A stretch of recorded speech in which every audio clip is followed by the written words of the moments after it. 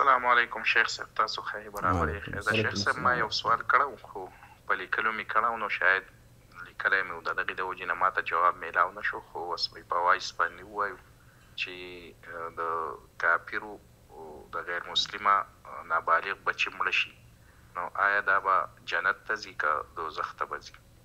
ډېره مننه وروره. انشاءالله که تاسو ټیکسټ راولېږئ موږ ته واتساپ باندې یا مو وایس میسج وکړئ، انشاءالله موږ د هغې پروګرام د هغې جواب به انشاءالله تاسو زر درکوو.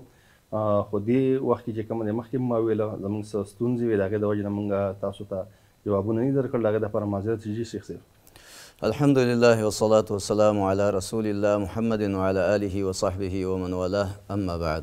دغه د کفارو اولاد په باره کې د علماو ډېر اقوال دي. چا پکې توقف کړی دی. دا مضبوط قولونه دا دوه دي چې توقف حدیث کې راځي، بخاري و مسلم کې حدیث دی، د ابن عباس رضی الله عنه حدیث دی. نبی صلی الله علیه وسلم فرمایي چې الله اعلم بما كانوا يعلمون. الله رب العزت پوهیږي په هغه څه باندې چې دوی به کوم عمل کوو. یعنی الله رب العزت به د خپل علم مطابق هغوی ته به چې دی بدله ورکوي. دغه قول ابن باز رحمه الله هم د دې قول طرف ته تللی دی، خو لیکن جمهور قول هغه دا دی او راجح قول ابن کثیر رحمه الله او جمهور اهل سنت هغوی چې دې قول رجحان طرف ته تللی دي چې هغوی نه به الله رب العزت د قیامت په ورځ به چې دی امتحان اخلي.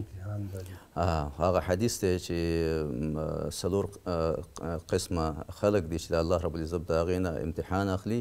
یو په هغې کې مولود او معتوه لیونی او الشیخ الفانی او څوک چې په اهل فتره یعنی د اسلام نه مخکې څوک وفات شوي.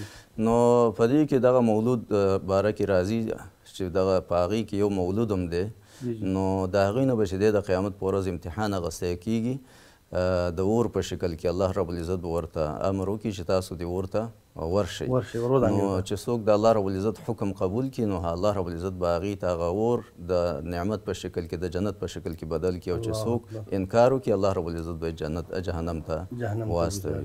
یعنې که دواړه کوم قولونه چې د الله په عدل باندې مبني دي، یو په الله تعالی ته پته وه چې دا سړی به غټ شوی وی ده به څه کولی، بل هغه وخت کې بیا دوباره امتحان. مننه شیخ صاحب، ډېره مننه.